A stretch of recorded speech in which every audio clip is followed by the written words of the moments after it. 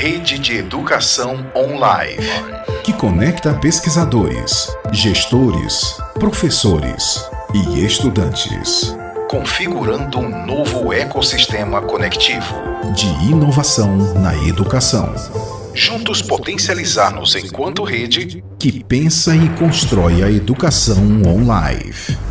Pense, problematize, proponha, invente, compartilhe, conecte, arrie online e venha co-criar conosco.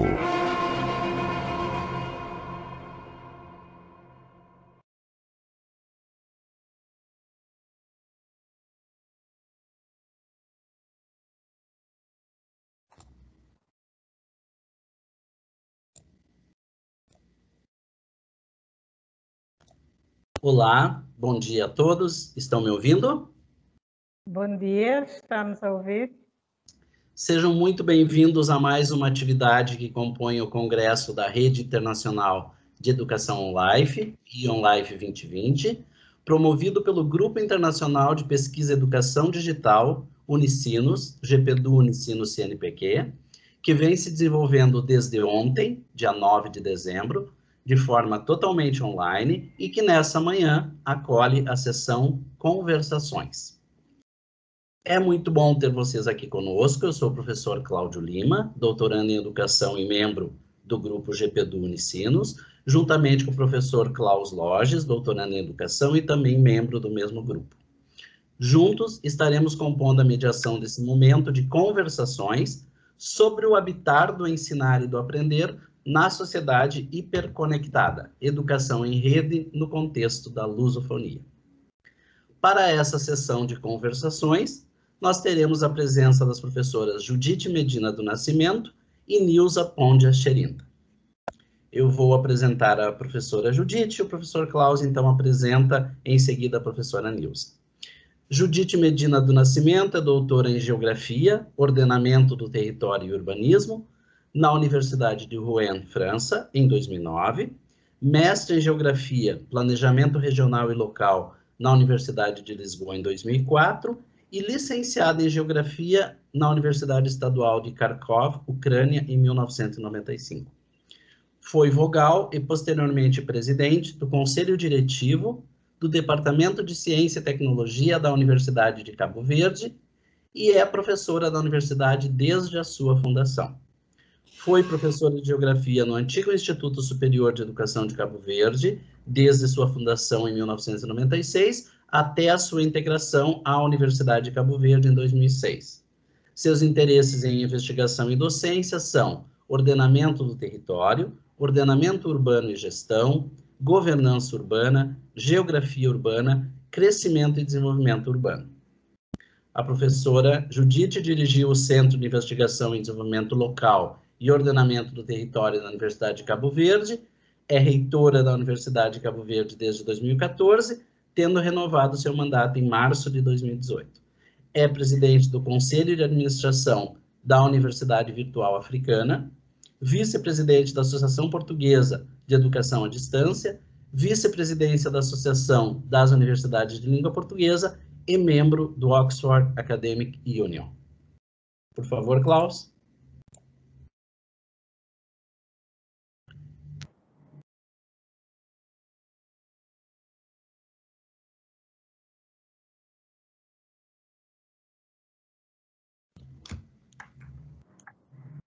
Klaus, teu fone está fechado.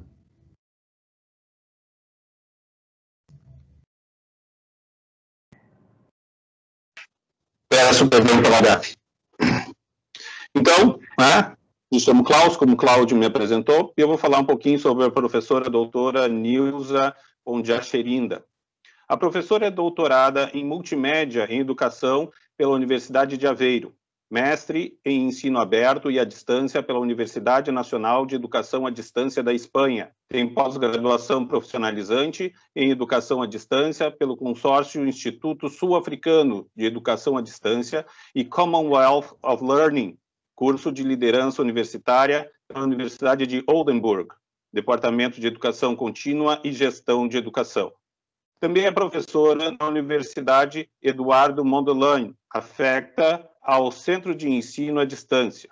Trabalhou como chefe de Departamento de Desenvolvimento de Cursos e Materiais, que é responsável pelo desenvolvimento de programas e materiais de estudo para educação à distância, EAD. É facilitadora de workshops e formações em matérias sobre o desenho de materiais para EAD, uso de diferentes plataformas eletrônicas de gestão de aprendizagem, como Moodle, Claro Online, AulaNet, para a realização de cursos à distância nas faculdades da Universidade Eduardo Mondlane, instituições privadas e organizações não governamentais. Trabalha também com instituições públicas, privadas e organizações não governamentais, como consultora, para estabelecer unidades de EAD, desenvolver programas e materiais de estudo e aconselhamento sobre EAD. Pesquisa nas áreas de desenvolvimento de material multimídia para educação, plataformas e-learning, ensino de matemática usando tecnologias da informação e comunicação, bem como tecnologias de informação e comunicação para garantir a viabilidade e credibilidade do processo de avaliação no ensino à distância. A professora Nilza tem 23 anos de experiência no ensino, 18 dos quais dedicados à educação à distância.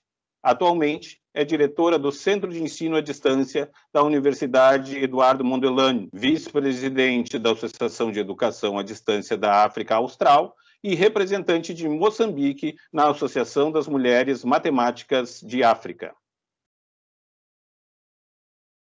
Neste momento, damos a palavra, então, às nossas palestrantes, com relação ao nosso tema proposto para essas conversações da manhã de hoje. Sejam bem-vindas, professoras.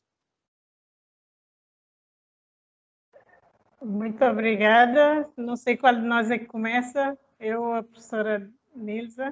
Sintam-se à vontade, sintam-se à vontade, né? Muitas vezes fica um pouco, né, a gente, né, determinar, né, quem vem primeiro, quem vem depois, sintam-se à vontade. Muito bem. Nilza, com a tua permissão, já que estou com o microfone ligado, vou iniciar. Eu gostaria de começar por cumprimentar a professora Nilza, com quem partilho esse painel com muito prazer, e é um prazer revê-la, mas também cumprimentar e agradecer à professora Eliane, ao professor Cláudio e ao professor Klaus e a todos os organizadores deste evento pelo convite que me foi feito e que eu aceitei com muito prazer, e agora vou partilhar algumas reflexões, claro, não exaustivas, sobre o tema global do ensinar, do habitar do ensinar e do aprender em contexto de sociedades hiperconectadas. Portanto, eu vou centrar-me em três principais aspectos. Eu vou introduzir os interlocutores do processo de ensino-aprendizagem e o sistema de comunicação que o suporta, não é? Mas também interpretar estas relações através do triângulo pedagógico-didático de Jean Rosset. Seguidamente, eu irei falar um pouco da hiperconectividade da sociedade e como é que ela influencia e transforma o processo de ensino-aprendizagem, finalizando com a contribuição da abordagem de Lombard com o tetraedro didático-pedagógico, introduzindo para o debate questões que possam melhorar a compreensão do processo de ensino-aprendizagem com a introdução das tecnologias de informação e comunicação. Então, eu gostaria de começar com uma grande interrogação. Primeira, que tem a ver com quem são os interlocutores do processo de ensino-aprendizagem e qual é a estrutura do sistema de comunicação que suporta e determina as relações entre os elementos intervenientes. Eu penso que todos estamos conscientes de que o processo de ensino-aprendizagem é um processo dos mais complexos que se desenvolvem no seio das nossas sociedades. Ele caracteriza-se através de um sistema de comunicação igualmente complexo, onde se verifica uma troca permanente de informação entre dois interlocutores principais. Nós temos um emissor, que é o professor, não é? E temos um receptor, que são os estudantes ou os alunos. Podem ser indivíduos ou grupos de indivíduos, não é? Pode ser um aluno ou pode ser uma turma ou várias turmas. Mas para que o processo de interlocução seja eficaz e eficiente, todos penso que estamos cientes de que é necessário que haja feedback e retroatividade. Portanto, é todo um processo de interação entre esses dois principais interlocutores. No entanto, o processo é simples, é bastante complexo e a sua eficácia não é absoluta. Eu acredito que o segredo do sucesso estará na definição da dosagem e na procura do equilíbrio durante o processo de aplicação das metodologias, a escolha das ferramentas, a concepção do material didático e do material pedagógico. A troca de informações, o processo de ensino-aprendizagem, ele pode processar-se no seio de um sistema formal ou informal. Quando nós falamos do processo formal de ensino-aprendizagem, eu gostaria de focalizar aqui que desenvolve-se nos termos de políticas e estratégias definidas pelos sistemas educativos em todos os ciclos de ensino, integrando a transmissão de informação selecionada e sistematizada e utilizando manuais uniformizados e ferramentas também uniformizadas. Trata-se de um processo controlado pelo sistema, que no ensino tradicional tem muito menos interferência do exterior, não é? É muito mais controlado. Esse sistema formal, ele tem critérios pré-definidos, tem metodologias e modelos pré-selecionados, é monitorizado e é avaliado formalmente e, portanto, conduz à formação de um currículo académico que é reconhecido por um sistema de convenções. A missão principal do ensino formal é o de preparar cidadãos competentes para enfrentarem os desafios do desenvolvimento da sociedade em que estão inseridos.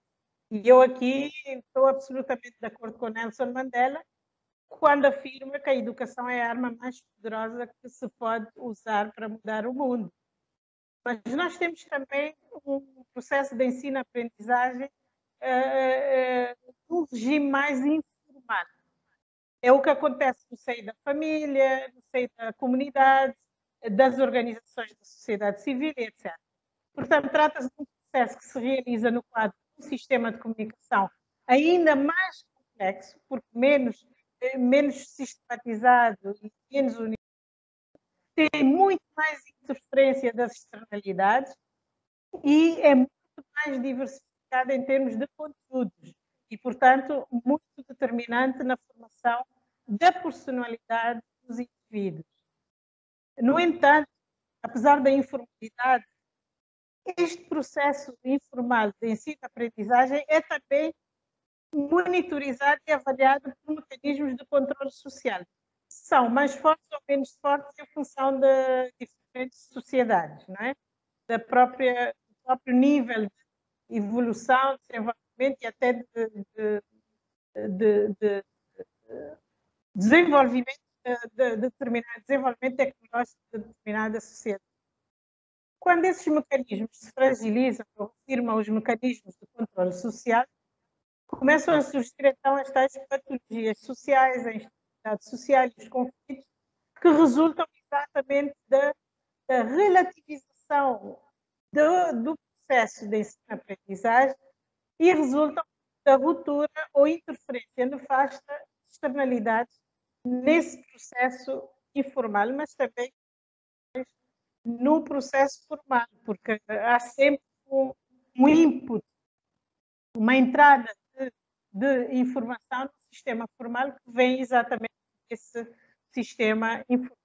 Apesar de não ter conteúdos pedagógicos pré-definidos e uniformizados, do meu ponto de vista, o ensino formal é sim o responsável pela formação da personalidade dos indivíduos e, portanto, acaba por influenciar as características da sociedade no seu global, porque ela é que se dá fortemente a transmissão de valores a transmissão de princípios de convivência em sociedade, determina fortemente, portanto, as características da sociedade em questão.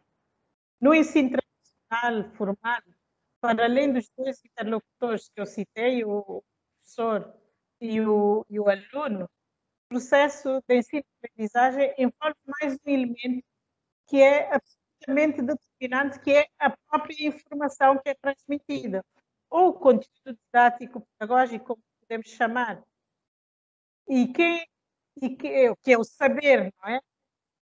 E entre esses três elementos, o professor, o aluno, ou o estudante, dependendo do nível de ensino, e o conteúdo que é transmitido, ou a informação que é passada, desenvolvem ações que podem ser interpretadas através do triângulo didático-pedagógico, já o sei. E eu vou tentar responder a minha primeira questão exatamente inspirando-me na teoria de Jean C. Ele considera que o processo de ensino-aprendizagem é uma relação pedagógica triangular entre três elementos: os dois interlocutores, o professor e o aluno, e saber o conteúdo, a informação, situa no topo do triângulo que é equilátero. Entre esses três elementos desenvolvem-se três processos complexos. Eu vou usar aqui essa abordagem para introduzir depois a hiperconectividade. Portanto, segundo ele, desenvolvem-se três processos complexos entre esses três elementos, que são o processo do ensinar, que é o que se desenvolve entre o professor, o conteúdo pedagógico, e se traduz na preparação de conteúdo a transmitir ao aluno.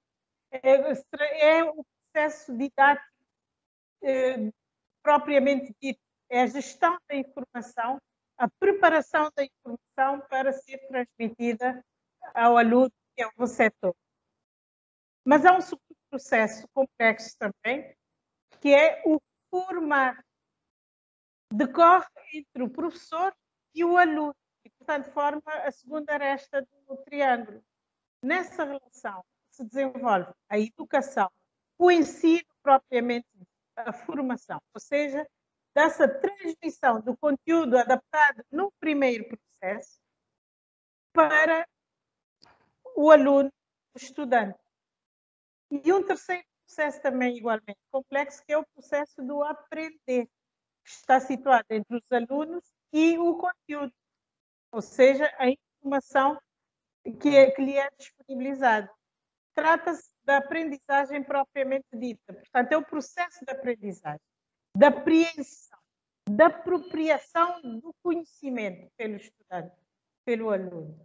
E, de acordo com Jean C., nesta relação triangular, dois dos processos tendem a ser enfatizados em detrimento de um terceiro, que é negligenciado, que toma o lugar daquilo que ele chamou o morto que interpreta o douto, não é? Ou seja, é preterido em benefício dos outros dois processos.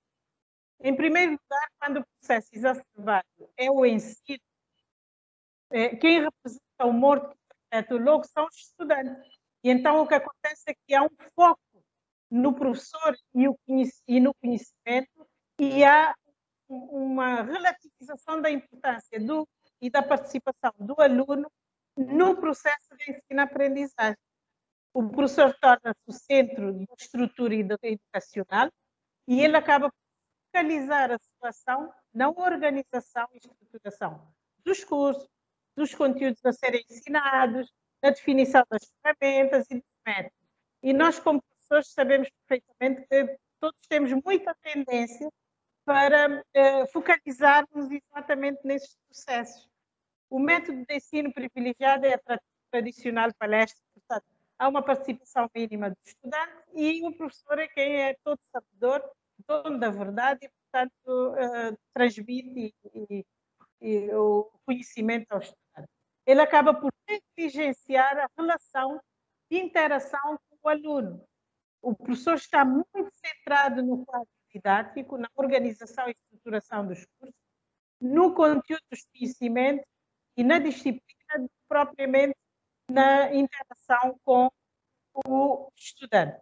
Trata-se de um processo essencialmente didático.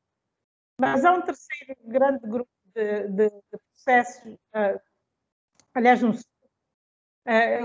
uma segunda tendência é quando o processo exacerbado é a formação. Então, quem representa aqui o morto que interpreta o louco é o conhecimento. Ou seja, há uma tendência para privilegiar a relação professor-aluno em detrimento do conteúdo, do conhecimento que é transmitido.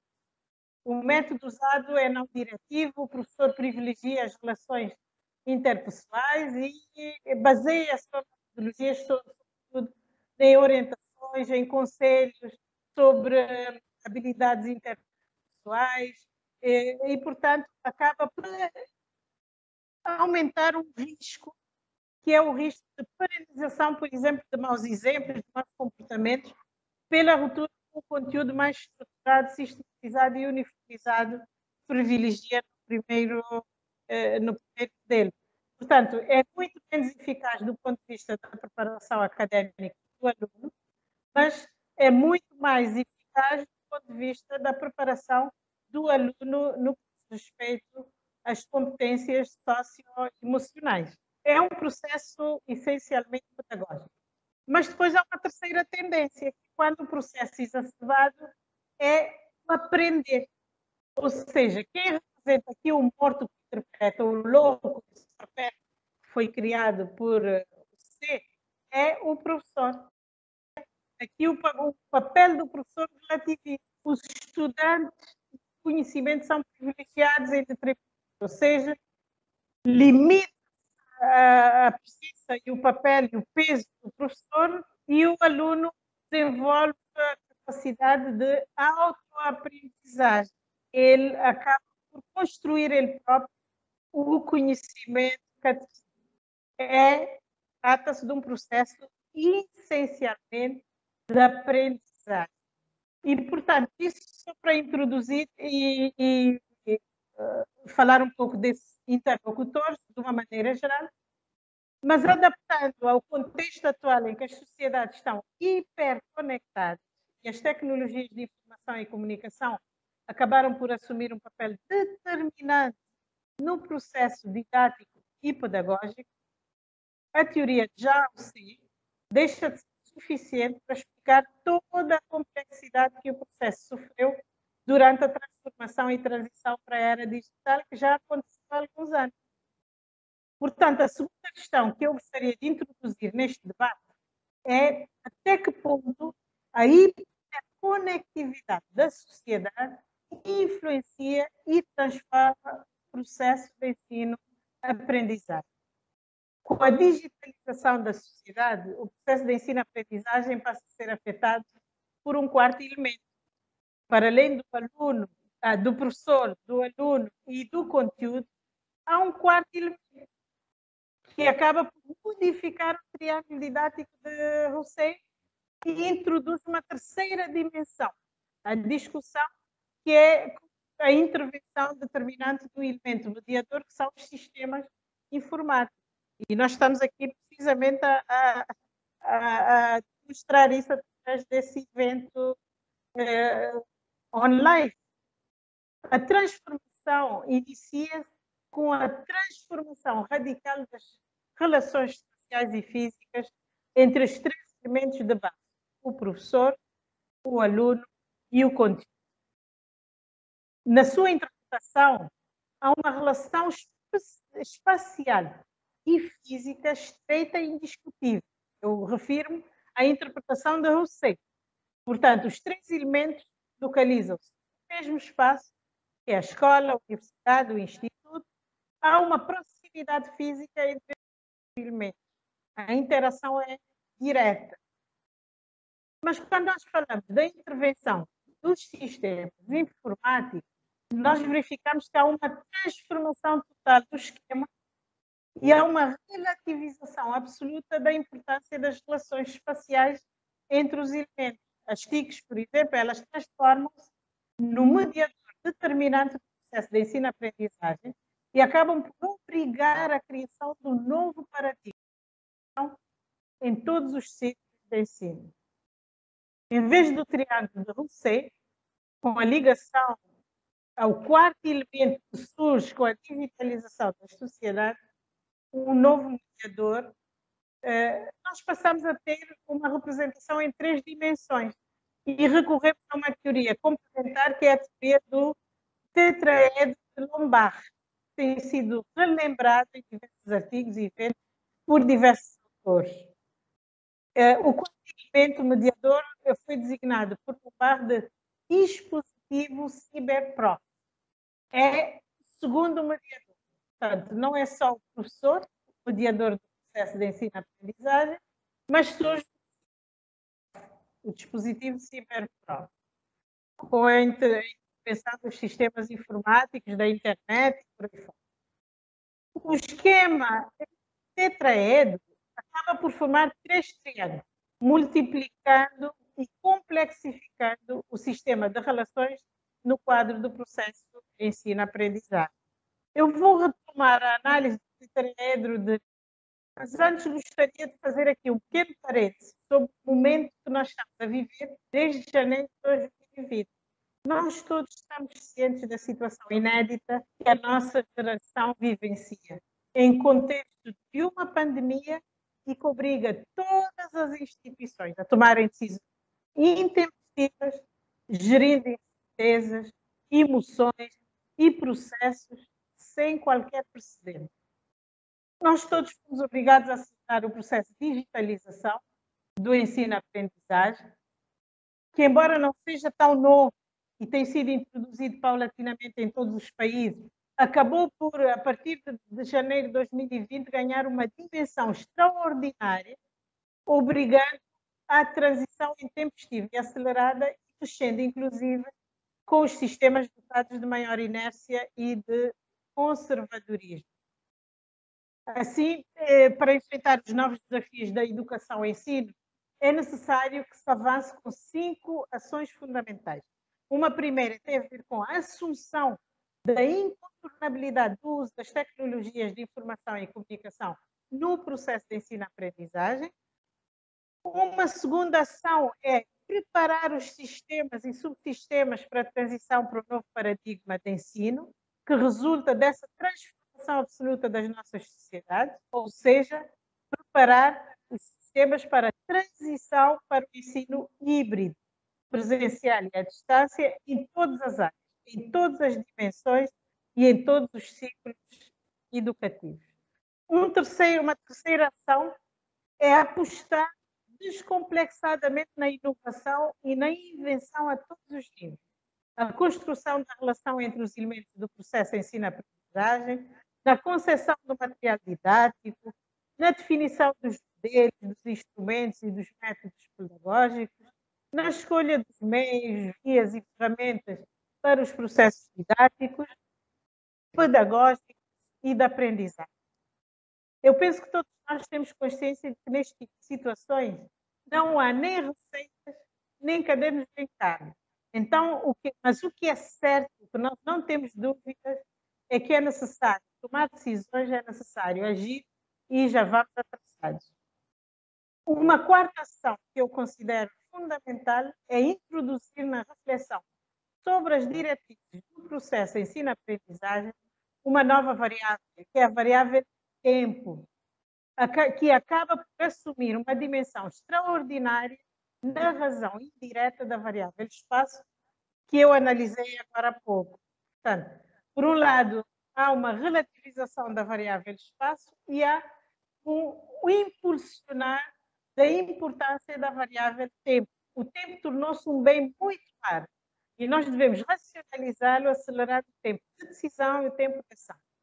Trata-se indiscutivelmente de uma variável incontornável e determinante nos indicadores de eficácia, de eficiência e de relevância do sistema educativo atual.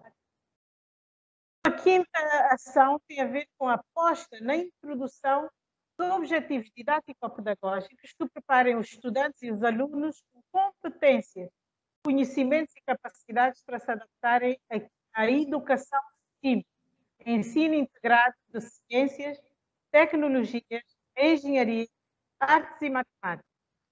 Nos ciclos mais avançados do sistema educativo, ou seja, nos ensinos médio e superior, o que está a acontecer um pouco por todo o mundo. Uma sexta ação e última, do meu ponto de vista, é assumir a transição para a inteligência artificial e repensar os modelos atuais de interpretação do processo de ensino-aprendizagem. Ou seja, é necessário repensar o modelo que eu vou apresentar agora, que é o modelo Lombard, com o tetraedro didático-pedagógico. Portanto, retomando a nossa pergunta solta, eu lanço a minha última questão. E vou tentar ser rápida, para ver que já cheguei ao meu tempo. Até a abordagem de Lombard, com o tetraedro didático-pedagógico, fica as novas relações no quadro do novo paradigma do habitar entre ensinar e aprender. De acordo com a abordagem de Lombard, o aparecimento das TIC como um quarto elemento leva ao surgimento de um novo polo que interpreta o papel de mediador, que é o dispositivo CyberProf, que se chamou dispositivo CyberProf. Portanto, com essa introdução, a representação inicial de você é totalmente transformada. E surgem 3 triângulos, em vez de que acabam por desembocar num tetraedro didático-pedagógico, que interpreta através de 3 triângulos principais. Um primeiro triângulo é o triângulo científico. Ele traduz as relações entre o professor, o conteúdo e o dispositivo CyberProf. O papel do professor é totalmente modificado, pois ele tem de adquirir competências para interagir com o novo ambiente de aprendizagem, determinado pelo novo mediador, o dispositivo CyberProf.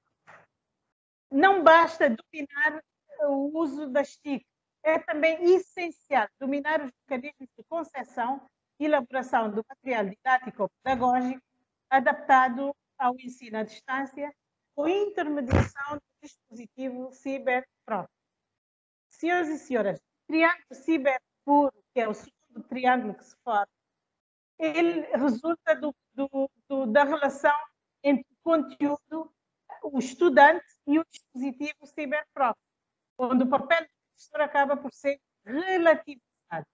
Nós falamos aqui em minimizar ou desvalorizar o papel do professor, embora eu prefira usar a expressão relativizar o seu papel, porque ele acaba por não desaparecer. A não ser que não se adapte à mudança, ele acaba por assumir um novo papel, passando a colocar a tónica, a inovação, perante a escolha e concepção do material pedagógico e didático, adaptado ao novo ambiente de aprendizagem. Este triângulo ele manifesta-se com o uso de dispositivos amovíveis e agora até a introdução do armazenamento na nuvem, na cloud. Ele exige uma atenção à qualidade pedagógica dos suportes pelos professores, mas também a qualidade do uso desses suportes pelos estudantes. Um terceiro triângulo que se forma e que é importante nessa relação é o triângulo social, que se forma entre o aluno, o dispositivo CyberProf e o professor. O conteúdo aqui é secundarizado, o professor acaba por focalizar-se nas relações interpessoais com os alunos, promovendo uma transmissão e um intercâmbio de competências socioemocionais em detrimento das competências cognitivas.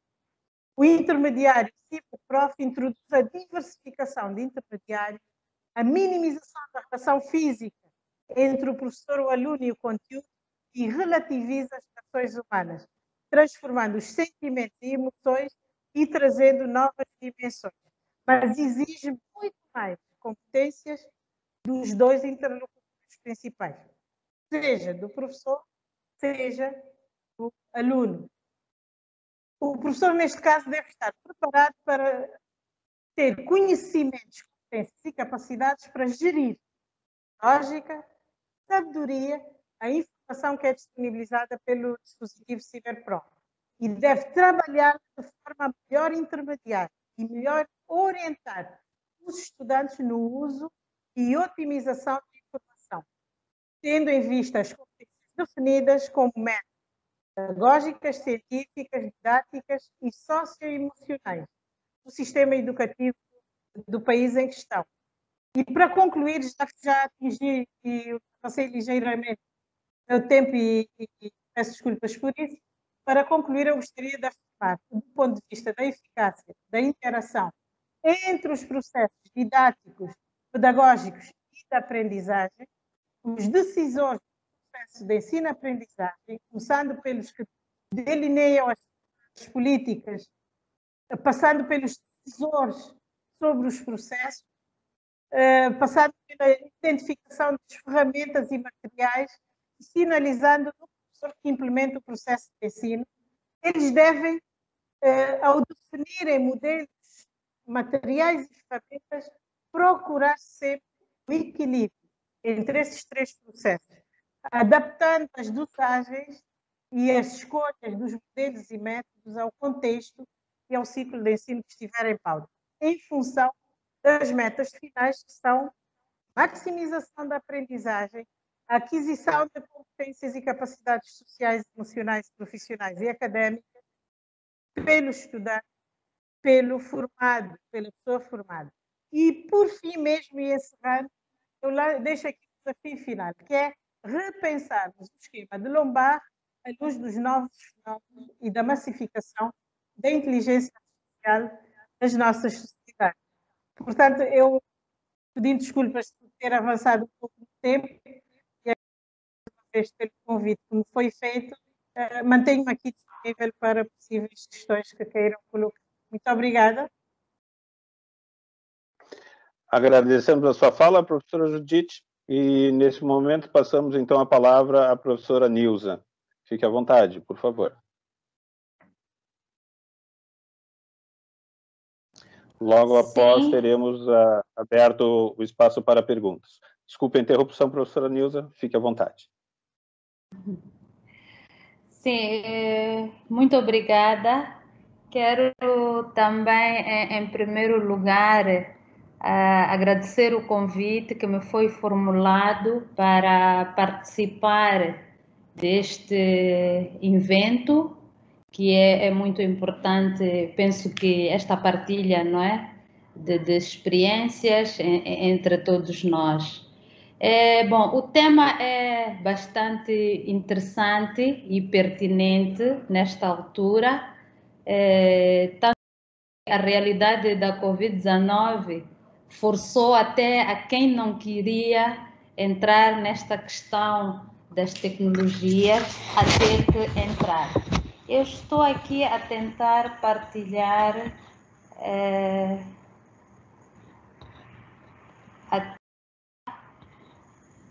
não me parece estar... Não sei se conseguem ver a minha tela. Ainda não. Ainda não. Sempre tem um pequeno delay, professor. Pequeno atraso.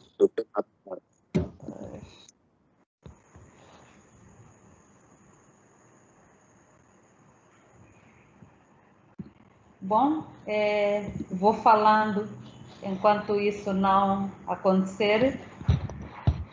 Posso continuar, se a senhora quiser, né? mandar, enquanto a senhora fala, se a senhora quiser mandar para mim, eu posso daí projetar para a senhora, compartilhar.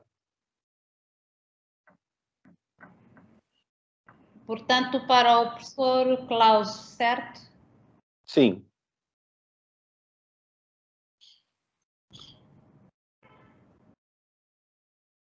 Onde é que isso está? Um minuto só.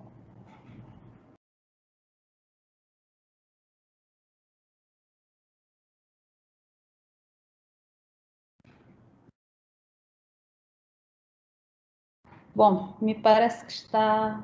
Era para mandar por e-mail ou aqui mesmo pelo chat? Por favor, a senhora pode mandar pelo WhatsApp. Não, vai ser complicado. Eu tenho no computador. Certo. E tenho o coisa no computador. Mas pronto, enquanto ele tenta anexar, eu vou aqui falando. Certo. Sim, então, bom, eu vou fazer a minha abordagem. Em primeiro lugar, agradecer também a oportunidade de estar no painel com a senhora reitora da Universidade de Cabo Verde. É um prazer enorme revê-la, depois de há pouco tempo termos estado também no evento, e é mesmo um prazer para mim estar neste painel com a professora. Eu vou fazer a abordagem da educação em rede no contexto da lusofonia, a partir da partilha de uma experiência. E faço esta abordagem tendo em conta 4 pilares principais. Primeiro, vou tentar contextualizar a experiência que vou aqui partilhar. Depois, vou partilhar também as ferramentas tecnológicas que são usadas neste processo que eu quero aqui partilhar. E, por fim, vou falar um pouco do que é que muda no processo de ensino e aprendizagem, ou o que é que nós sentimos como mudança no processo de ensino e aprendizagem com esta experiência que estamos a ter. E, por fim, vou partilhar alguns desafios que estamos a encontrar neste processo. Dizer que a educação em rede, no contexto da lusofonia, mais concretamente em Moçambique, e se calhar até ir para o próprio tema, não é? Que fala de uma sociedade hiperconectada, eu começaria por dizer que, bom, eu vivo num país que ainda não é hiperconectado, nem superconectado, se calhar nem médio conectado, se é que esta palavra existe. Bom, estamos num contexto em que o país ainda não está tão avançado em tecnologias, não está tão avançado, muito menos no uso delas, em qualquer que seja a área, mas nós estamos cientes e conscientes de que o caminho a seguir é mesmo o uso da tecnologia, e nós temos estado a fazer alguma coisa neste sentido. A partilha que eu queria fazer era de alguns diapositivos, onde num deles o que eu tenho é um mapa de Moçambique, e neste mapa de Moçambique eu partilho aquilo que são os pontos onde nós temos estudantes que estudam conectados. Ou seja, no fundo, a experiência que eu aqui partilho é um pouco de como é que nós estamos a fazer o processo de ensino e aprendizagem em rede dentro do país, e no caso concreto da instituição na qual eu trabalho. Nós estamos na capital do país, portanto, em Maputo, e os cursos que nós estamos a desenvolver, que nós estamos a oferecer, tem estudantes que frequentam os nossos cursos, estando localizados em 68 pontos do país. Portanto, estes 68 pontos do país incluem todas as províncias do país, incluem alguns municípios, incluem distritos e até localidades. Ora, encontramos aqui um grande desafio, porque estamos a falar de estudantes que encontram-se em pontos em que a conexão, os dispositivos eletrônicos e por aí em diante ainda não são de uso, quer dizer, não vou dizer normal, mas nem todos têm acesso a isto. Então, isso por si só constitui-se como um grande desafio. No diapositivo que eu queria partilhar, e que depois vou mandar, estou a tentar ainda anexar enquanto falo para mandar para o professor Cláudio e o professor Cláudio, uma das informações que eu partilho, por exemplo, é um estudo que nós fizemos recentemente, agora, quando da situação da pandemia. Todos sabemos que é uma situação que forçou ao encerramento das aulas presenciais, e automaticamente tivemos que de uma hora para outra passar para o ensino remoto usando ferramentas tecnológicas. Passado um mês desta passagem do ensino presencial para o ensino remoto, nós fizemos um estudo que era para avaliar até que ponto o que estávamos a fazer estava a ter o devido efeito ou estava a chegar aos destinatários e que tipo de dificuldades eles estavam a encontrar. Então, um dos gráficos que eu partilho é o gráfico em que nós perguntávamos ao estudante dispositivo ele usa para acessar as aulas. O que aconteceu é que tivemos 8% dos estudantes que não disseram que tipo de dispositivo estavam a usar para acessar as aulas. Tivemos 53% de estudantes a dizer que estavam a usar o telefone, que era o smartphone. 27% dos estudantes disse que estava a usar laptop e 6% dos estudantes, desktop, e 6% estava a usar laptop. Alguns, portanto, 3% disseram que não tinham nenhum dispositivo e por isso nem sequer estavam a participar nas aulas. Um outro gráfico que eu procuro partilhar aqui, em forma de contextualização, está relacionado com uma pergunta que nós fazíamos, que era para perceber quais são as dificuldades que eles encontravam para poder aceder às aulas de forma remota. 73% dos estudantes disseram que não acediam às aulas porque não tinham a internet. 27% dos estudantes disseram que não acediam às aulas porque não tinham um local adequado para estudar. E 22% disseram que não tinham nenhum dispositivo que pudessem usar, que pudesse os ajudar a aceder a estas aulas. E 8% dos nossos estudantes responderam que não acediam às aulas porque não tinham energia elétrica. Então, eu estou aqui a partilhar estas informações só para termos ideia qual é a nossa situação atual e como chegar, então, a um mundo ou a uma sociedade hiperconectada, onde é que nós estamos e que caminho é que nós teríamos que seguir para chegar, então, a uma sociedade que estuda, que oferecemos uma educação em rede e que esteja hiperconectada. Professor Klaus e Eliane, já partilhei, já enviei a apresentação, se puderem ver, se puderem abrir, seria bom. Oi, professor, tudo bem? Vinícius aqui. A gente pode testar o compartilhamento novamente? Tu deixou a apresentação aberta no seu computador? Sim, está aberto. Tá. Agora voltando na janela do Teams, não sei se para ti fica uma barra no meio da tela ou se não acima à direita, próximo ao botão sair, tem um quadradinho com uma flecha para cima. Tu clicando nele... Não percebi, professor, repetir, desculpa. Claro, não sei se você movendo o mouse aparece uma barra quase no centro da tua tela. Ou as funcionalidades estão acima à direita na tua tela.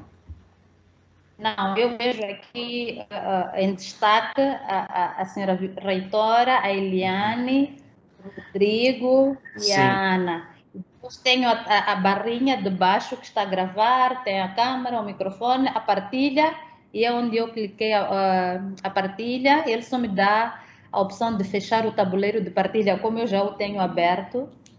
Tá, tu clicando ali na partilhar, ele não aparece nenhuma outra janela abaixo? Nem a janela da área de trabalho? Não. Só me dá a opção de abrir e quando abro, depois diz-me para fechar o tabuleiro de partilha e por aí em diante. Hoje tem uma instabilidade na internet, então pode ser que esteja dando alguns problemas. Vinícius, eu sugiro que vocês abram e compartilhem a apresentação que a professora acabou de encaminhar. Sim. Professora Nilza, a senhora compartilhou comigo no e-mail? Sim, pelo e-mail. E com a Eliane também. Com a Eliane também. Certo. Isso. Tá bom, já vamos acessar. Se quiserem me enviar, eu também posso compartilhar aqui. Pronto, mas enquanto isso posso continuar, né? Para não pararmos. Por favor, fique à vontade. Sim, então, a tela seguinte que eu queria partilhar mostra uma plataforma virtual como parte da ferramenta tecnológica que nós usamos nesta experiência que estou aqui a tentar partilhar. É a plataforma Moodle, que todos devem conhecê-la. Então, nós usamos esta plataforma para veicular todo o processo de ensino e aprendizagem para os estudantes que estão conectados a partir dos pontos em que eu apresentava, né, no mapa anterior. Nesta plataforma, os estudantes têm acesso a todo o tipo de informação, avisos, anúncios que tenham a ver com, por exemplo, com o início das aulas, com o início das inscrições. Nesta tela, mostro, por exemplo, o acesso que eles têm às fichas de inscrições, quando eles querem inscrever-se num determinado bloco de aulas, trimestre de aulas. Mostra também os ícones dos cursos que estão disponíveis, não é? E que cada um pode acessar. E se calhar aqui dizer que nesta experiência nós temos várias formas. Temos aquilo que é a educação à distância, onde temos cursos oferecidos na modalidade de educação à distância. Temos também os cursos que têm alguma parte em e-learning, em que algumas faculdades e cursos aderiram, não é, a esta plataforma para oferecer os seus cursos ou algumas das disciplinas dos seus cursos no formato de e-learning, assim como também temos alguns cursos que à partida já eram blended learning. Bom, se calhar mencionar aqui que tudo o que eu estou aqui a tentar partilhar era até antes da situação da pandemia, porque com a pandemia todos foram obrigados. Sim. Desculpa atrapalhar, eu estou compartilhando, vocês estão vendo? Sim. Sim, professora, estamos vendo. Sim. Qual slide que tu estaria, Nilza? Pode avançar, professora, até ao 7º. Seria esse? Sim, já estávamos aqui. Então, podemos passar para o seguinte, professora.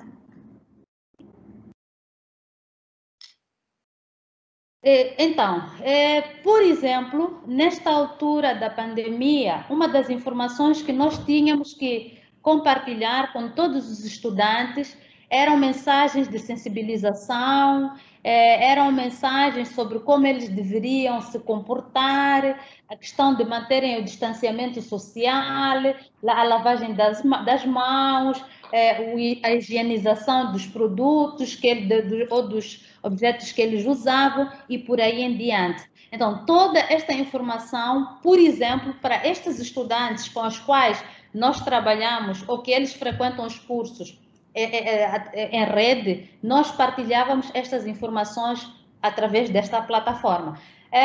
Tínhamos uma parte que eram exortações que iam sendo feitas para todos os estudantes, para os docentes e toda a comunidade universitária. Então, usávamos também esta plataforma para levar a informação a eles. Se, por exemplo, eles têm alguma dificuldade de acessar, precisam de algum serviço ou ajuda de helpdesk, tem alguma dúvida na inscrição, o que quer que seja, também colocamos os contatos do helpdesk na plataforma. Passando para o slide seguinte, este continua a mostrar aquilo que é a disposição de outras ferramentas que nós temos nesta plataforma. Por exemplo, aquilo que no Brasil chamam de polos, aquilo que em Portugal são centros locais de aprendizagem, outros chamam de centros de recursos, nós chamamos de centros de tutoria. Então, nós temos, por exemplo, o mapa também, onde temos ali centros de tutoria, e quem tem alguma dificuldade, clica no link, não é, do centro de tutoria, ele tem acesso a toda a informação de onde ter um centro próximo aonde ele está. Para além de outros links úteis que nós partilhamos com os estudantes, por exemplo, para acederem à biblioteca digital, para acederem a inquéritos, para acederem a calendários acadêmicos e por aí em diante. No slide seguinte, procuro mostrar mais ou menos qual é a disposição quando o estudante acede a esta plataforma para poder ter este processo de ensino e participar deste processo de ensino e aprendizagem. Eu fui buscar apenas uma captura de ecrã, porque lá tem muita coisa, tem muita informação mesmo. Nós temos por aí mais de 150 disciplinas no ambiente que decorrem em rede. Temos também em simultâneo pelo menos uns 8 cursos lá disponibilizados. Então eu fui aqui apenas buscar um exemplo de métodos quantitativos, como é que nós organizamos, né, por turmas, turma 1, turma 2, turma 3, turma 4, e quando o docente ou o estudante clica, por exemplo, onde vem métodos quantitativos 3, então ele acede a um ambiente, e este ambiente pode ser visualizado na tela seguinte, no slide seguinte, e neste slide o que nós temos basicamente é toda a organização de como é que ele pode frequentar a disciplina neste ambiente em rede. A primeira coisa que nós fazemos, por exemplo, é colocar uma agenda do módulo. Por que agenda? Uma das experiências, aliás, a experiência, não é, mostrou-nos com o tempo que uma das dificuldades que eles têm, por exemplo, é de organizar-se. Pronto, ele sabe que está a estudar, conecta-se, mais tarde, no fim, depois a Eliane poderá voltar para aquele slide do mapa, para termos a visualização de onde é que estão localizados os estudantes que se conectam a nós através desta plataforma. Então, ele sabe que tem acesso, mas tem dificuldades de organização. Não sabe, por exemplo, em que momento deve estudar determinado conteúdo, se recebe um material de estudo, quando é que estuda e o que, de quando a quando, em que período, etc, etc. Então, nós fazemos uma agenda que permite ao estudante ele saber o que é que ele deve fazer em cada uma das semanas. Depois temos os materiais de estudo, que a professora Judite falou deles e muito bem, que são muito essenciais nestes processos de aprendizagem em rede. Então, nós disponibilizamos os materiais de estudo, os que são essenciais, aqueles que, sem falta, o estudante deve passar por eles para poder construir o processo de ensino e aprendizagem ou atingir as competências determinadas para determinado módulo ou disciplina. Damos outros materiais complementares e também vamos colocando lá outros materiais, não é? Neste caso pode-se ver um guião de correção de trabalhos que os estudantes tinham feito, e tudo isto aqui tem a ver com disponibilização de conteúdos. Mas depois temos também aquilo que é a interação e comunicação. Para a interação, nós criamos, por exemplo, primeiro um fórum de apresentação. Da mesma forma que numa sala de aulas presencial, o docente, o professor vai entrar e dizer, olha, eu sou Nilza e vou ser vossa professora de métodos quantitativos, de hoje em diante vamos trabalhar juntos, etc, etc. Quem são vocês? Então, neste ambiente também criamos um espaço para tal, em que eles têm a oportunidade de saber quem é o professor também conhece os alunos, tem a oportunidade de cada um dizer qual é a sua localização geográfica, porque nós criamos as turmas virtuais sem olhar para as zonas, por exemplo, criar só para Maputo, ou Beira, Manica, Sofala e por aí em diante, por província, não. Uma turma virtual pode ter estudantes de todos os pontos do país. Então, eles aproveitam saber quem está onde, e é uma oportunidade até para eles próprios, entre eles, saberem, às vezes, olha, eu tenho um colega aqui por perto que também está a estudar neste ambiente virtual, a quem posso ter acesso. E depois temos o fórum de debate. No fórum de debate é onde o docente coloca o tema, por exemplo, que estará em debate. Vamos lá supor que hoje, esta semana, nós vamos vamos discutir sobre as medidas de tendência central. Tudo que seria de discutir sobre as medidas de tendência central, o docente coloca ali e vai interagindo com os estudantes. E isto nós fazemos de forma assíncrona. Agora, de forma síncrona, temos também aquilo que chamamos que é o espaço do chat, e nesta parte nós interagimos em tempo real com o estudante.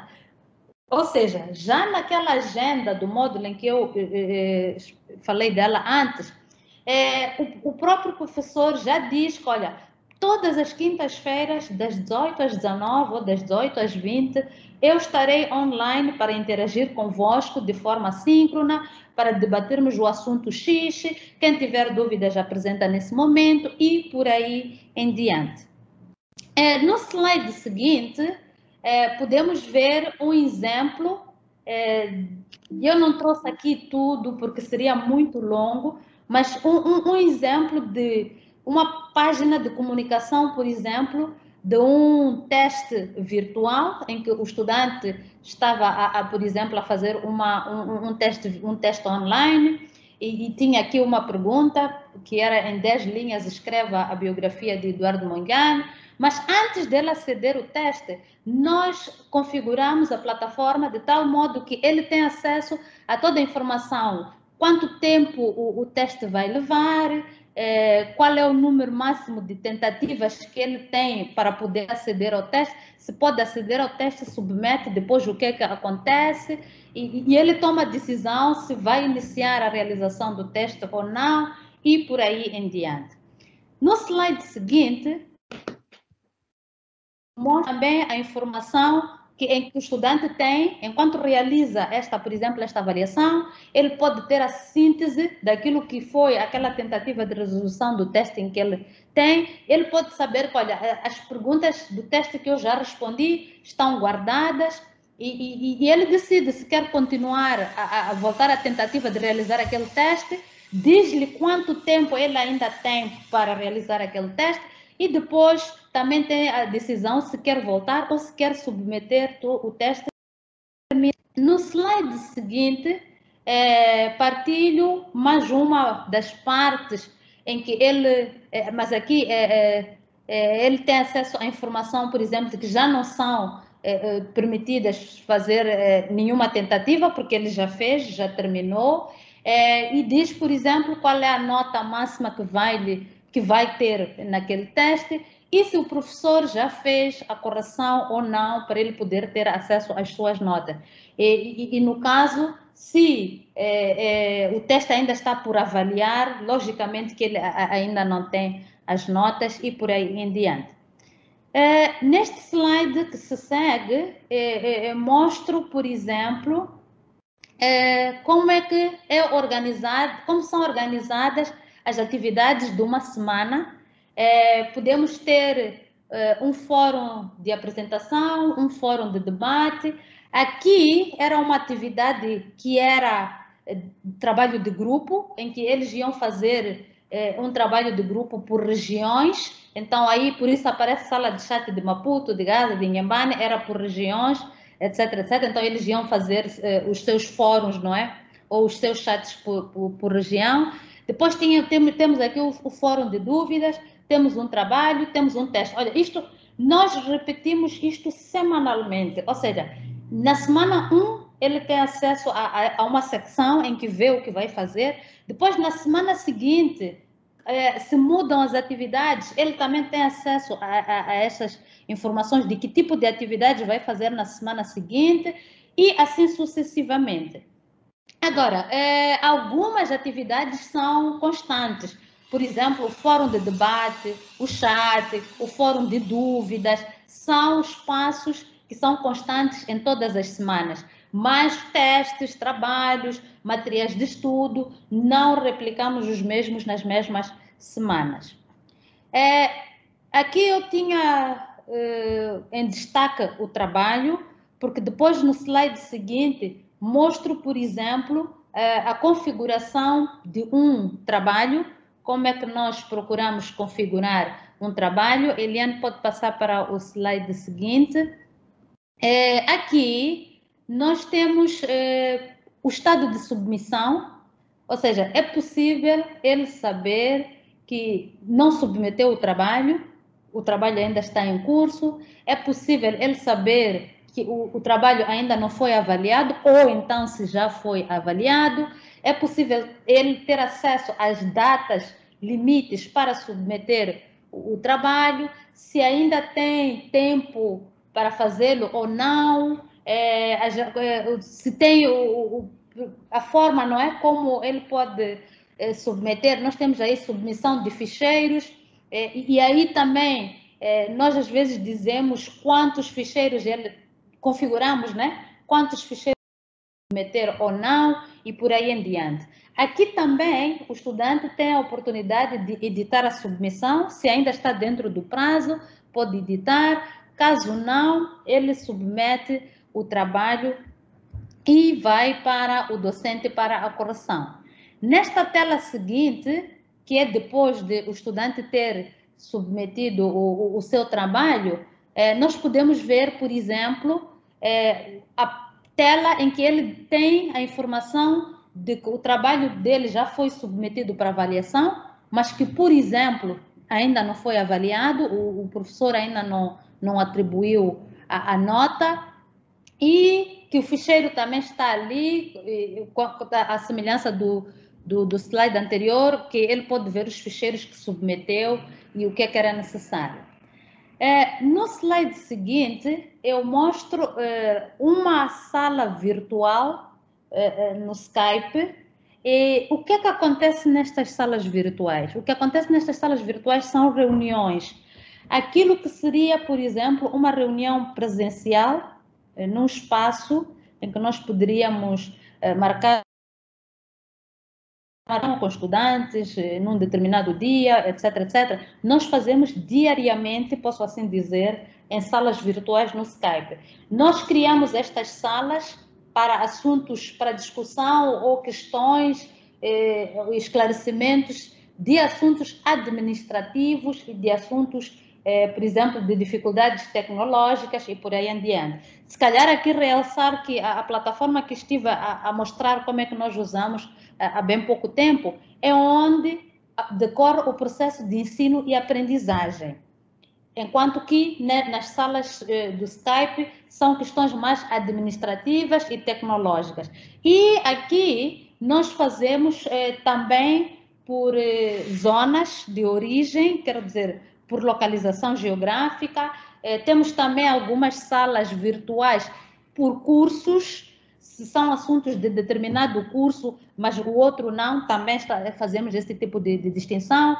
Criamos também, às vezes, salas virtuais por ano. Por exemplo, os novos ingressos, normalmente o tipo de dificuldades que eles têm não são iguais aos que já estão no segundo, terceiro e quarto ano nestes sistemas virtuais. Então, também fazemos, às vezes, algumas salas no Skype de acordo com o ano de ingresso, de acordo com o curso, de acordo com a localização geográfica, às vezes, se necessário, até de acordo até com algumas disciplinas, mas nós não recomendamos muito que façam por disciplinas, porque tudo aquilo que acontece que tem a ver com o processo de ensino e aprendizagem, nós fazemos uma monitoria na plataforma. Então, quando se cria no Skype, se a pessoa, o gestor, o coordenador ou quem deve monitorar não está integrado naquela sala virtual, então fica sem o controle do que está a acontecer e não pode fazer a devida monitoria. Ora, o que é necessário então, ou o que mudou para que nós pudéssemos fazer este tipo de educação, não é? Em que nós usamos estes ambientes virtuais, em que os estudantes estão conectados a partir de diferentes pontos. A primeira coisa que está aqui é o material de ensino, e mais uma vez, a professora Judite já tinha mencionado isto. É muito importante que nós tenhamos materiais de ensino preparados e adequados para este tipo de estudantes que está neste espaço em rede.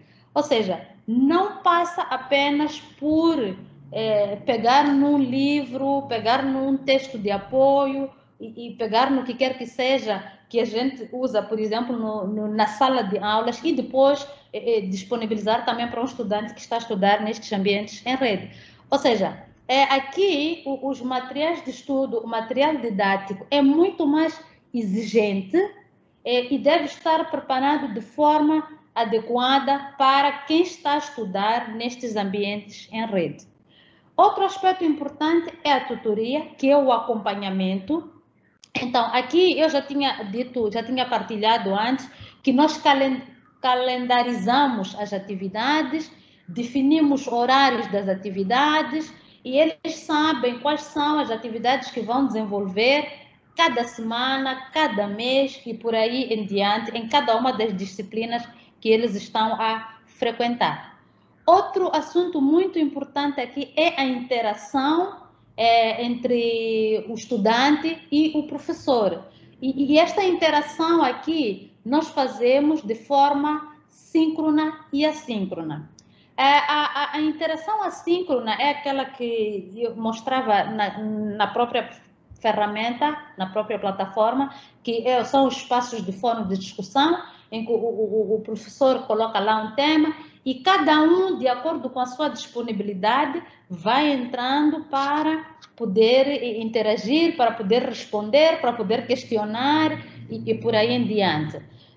Então, os fóruns de discussão e de dúvidas são assíncronos. Mas depois temos os síncronos, que também já tinha mencionado, que são em tempo real, em que a própria agenda já diz, e o estudante sabe quais são os dias da semana em que ele, em tempo real, pode conectar-se para poder ter acesso ao professor, para poder tirar as suas dúvidas e aprofundar algumas matérias que possa estar a enfrentar de dificuldades.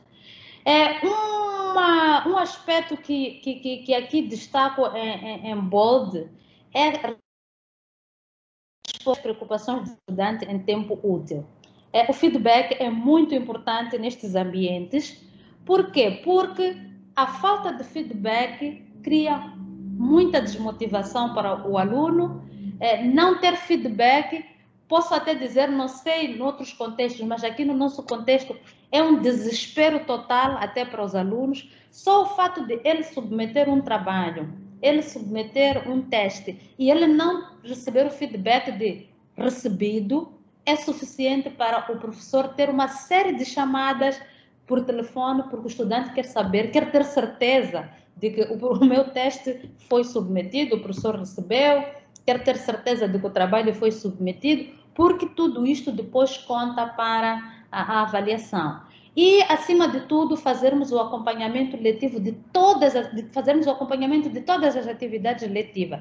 E este acompanhamento que nós fazemos em todo este processo, no fim, conta para a avaliação. Ou seja, a avaliação final daquela disciplina que foi dada neste ambiente não é só o exame final, mas avaliamos também os momentos de interação que ele teve no fórum de debate, que ele teve no chat, avaliamos os trabalhos, caso o professor tenha dado algum trabalho, o exame, etc, etc.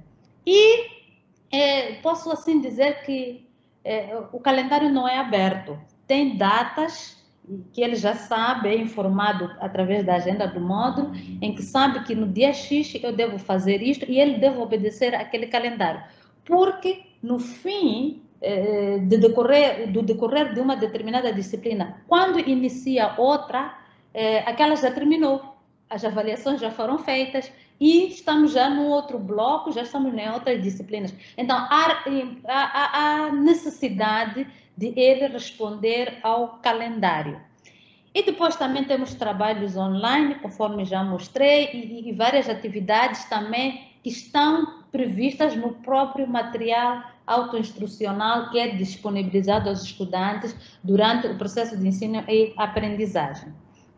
No slide seguinte, ainda sobre o que é que muda, eu trago aqui umas imagens em que o que procuro destacar nesta imagem é mais ou menos um espaço. A Eliane pode passar para outro slide, se faz favor. É um espaço onde nós temos como é que nós fazemos o apoio, não é? Porque no meio deste processo todo há várias dificuldades. Conforme dizia no início, quando eu apresentava as estatísticas do que é ter acesso à internet, do que é ter acesso a dispositivos eletrônicos, aqui, etc. Então, nós criamos várias linhas de apoio. A primeira é mesmo a própria plataforma, a que estive aqui a mostrar. Ele tem espaços ali em que pode fazer mensagens para o docente, pode fazer mensagens para o helpdesk e por aí em diante. Mas havendo dificuldades, pode fazer também questões, perguntas a pedido de apoio por telefone, pode fazer por e-mail e também pode fazer pelo Skype do curso, do ano e por aí em diante. Então, criamos várias linhas de apoio ao estudante, porque, mais uma vez, se ele não tem feedback, se ele não interage com alguém neste tipo de ambientes, ele fica definitivamente desesperado e chega até ao ponto de querer desistir de estudar neste tipo de ambiente. Agora, outra coisa que nós procuramos também fazer na nossa experiência de fazer esta educação em rede é a monitoria online e presencial. No princípio, pela experiência que nós tínhamos tido como estudantes em rede, em instituições que tinham, posso assim dizer, condições 100% funcionais, e nós também fazíamos o esforço de tê-los, as coisas eram 100% online. Mas a nossa realidade aqui, pelo menos no contexto do país, no contexto de Moçambique, e de onde se encontram localizados os nossos estudantes, a realidade mostrou que a monitoria online não era suficiente.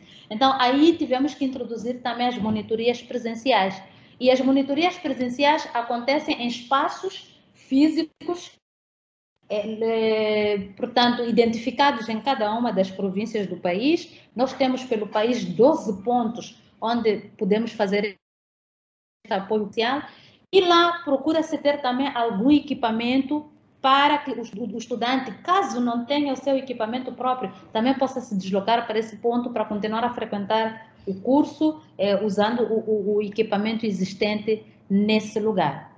Fazemos um contato no início, chamamos de um contato de indução, quando ele está a entrar para o sistema. Por quê? Porque ele, quando entra para o sistema, não conhece a plataforma virtual, não conhece o modelo pedagógico do curso, não conhece a instituição até, e por aí em diante. Então, é muito importante que logo no início o estudante tenha clareza sobre que ferramentas são estas, o que é que elas fazem e como é que ele deve fazer, por exemplo, para aceder aos materiais, como é que ele deve fazer para aceder a um teste, para realizar um teste, para submeter, como é que ele deve fazer para acessar, por exemplo, a um trabalho e por aí em diante. E nós fazemos isto presencialmente nestes espaços identificados em cada um dos centros que nós criamos.